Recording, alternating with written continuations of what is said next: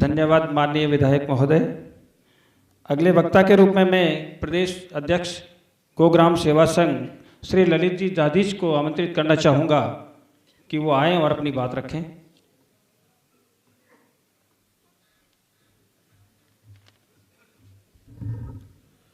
सम्मानित मंच पर उपस्थित आदरणीय प्रातस्मरणीय संत मुनिवर, मंच पर उपस्थित हमारे गौपालन विभाग के मंत्री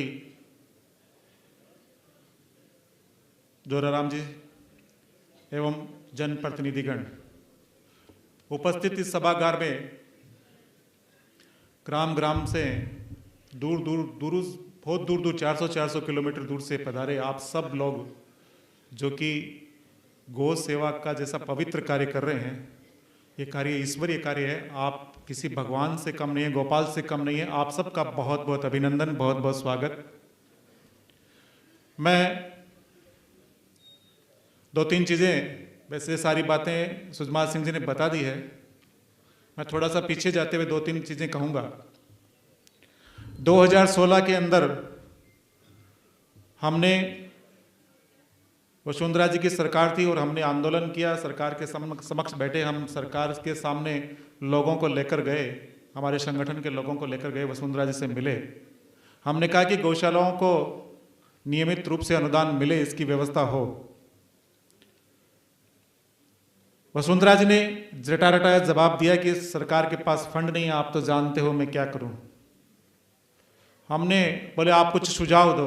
अगली बार हम फिर मिले और 16 ऐसे बिंदु लेकर गए थे जिन पर कहा कि आप मुख्यमंत्री महोदया, आप इन पर सेस लगा दें, गौ सेवा सेस, और इस राशि का गौशालाओं के लिए उपयोग में लें। कोई भी इसका प्रदेश में विरोध नहीं होगा।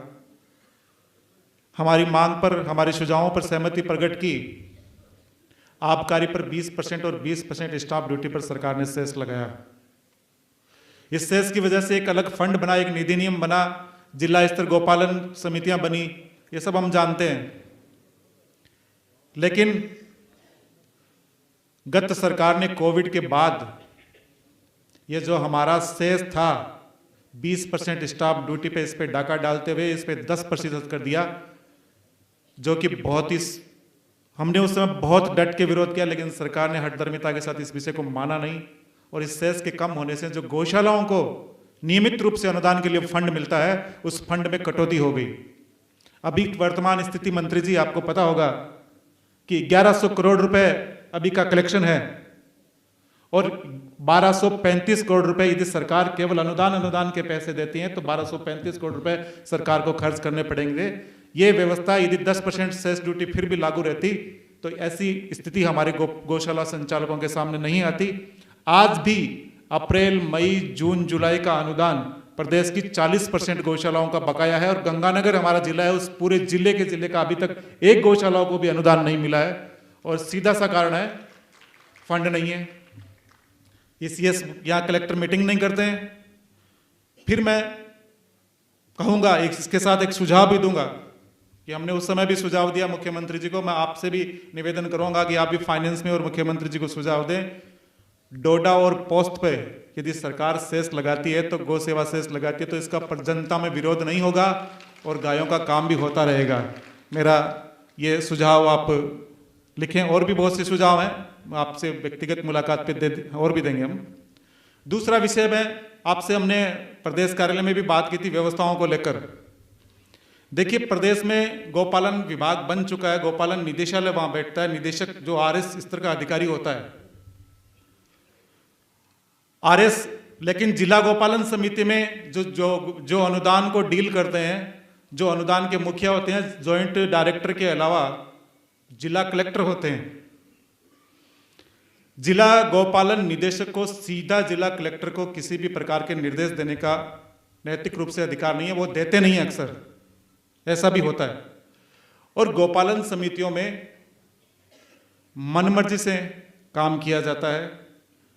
चूरू जिले के अलावा अनेकों जिलों की ऐसी गौसेवा समितियां बता देता हूं जहां जिला कलेक्टर जेडी को फाइल लिए पीछे पीछे घूमता है और उन्हें मीटिंग का समय नहीं देते हैं, और इस वजह से को अनुदान में देरी होती जाती है। इसी का कारण है आप देख सकते हैं प्रशासनिक स्वीकृति गंगानगर की लेट होने की वजह से गंगानगर की गौशालाओं को अनुदान नहीं मिला।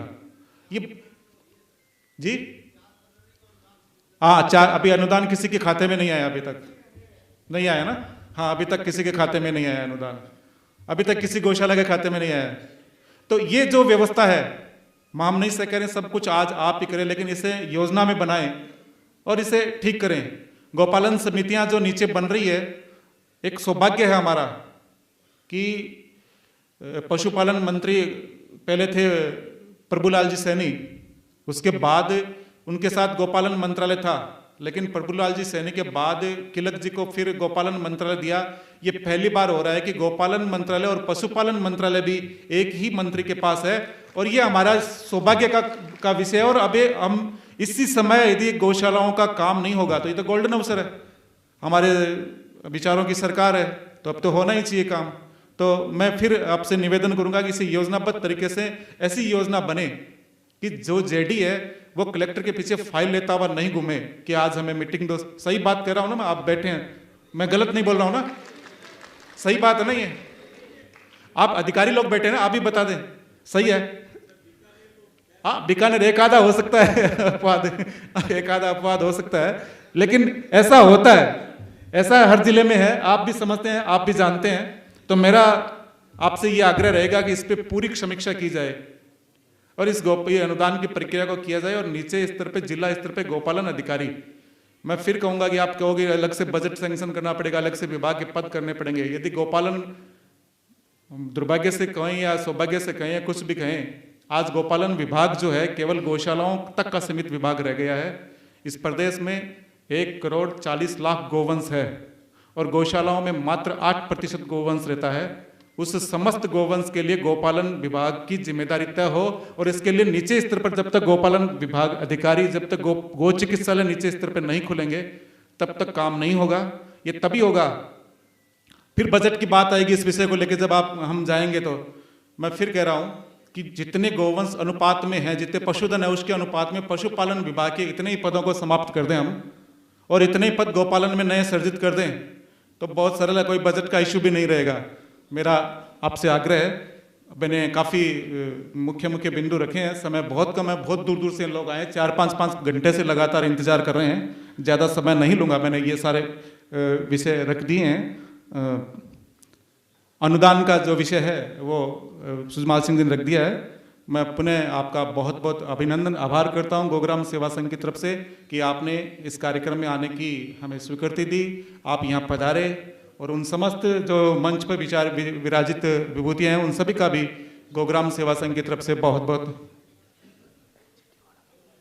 हाँ, एक और जो हमने लिखित में भी दिया है कि केंद्रीय जो प्रदूषण बोर्ड है उसने एक नियम बनाया है कि गौशालाओं को, नई जो गौशालाएं खुल रही है उसे एनओसी लेनी पड़ेगी, और पुरानी गौशालाओं के लिए भी कई गौशालाओं को नोटिस भी दिया है। हमने आपको नोटिस की कॉपी देंगे, अभी उपलब्ध भी करवाई है कि एनजीटी का जो विषय है, अभी यदि गौशालाओं को एनजीटी से पोल्यूशन बोर्ड से यदि परमिशन लेना पड़ा तो प्रदेश में एक भी नई गौशाला नहीं खुल पाएगी, और जो गौशालाएं चल रही है उन्हें भी मजबूरन बंद करना पड़ेगा।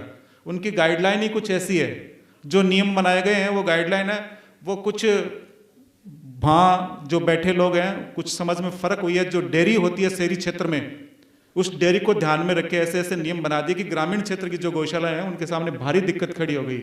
अभी कई गंगानगर, कोटा में और राजस्थान में दो तीन जिलों में इस तरह के नोटिस भी पोल्यूशन डिपार्टमेंट ने जारी किए हैं। बूंदी में भी इसको लेकर नोटिस जारी हुए हैं। तो मेरा आपसे आग्रह रहेगा, वैसे व्यक्तिगत रूप से मिले तब भी हमने कहा था कि हमारा आग्रह रहेगा कि आप इस विषय को रखें।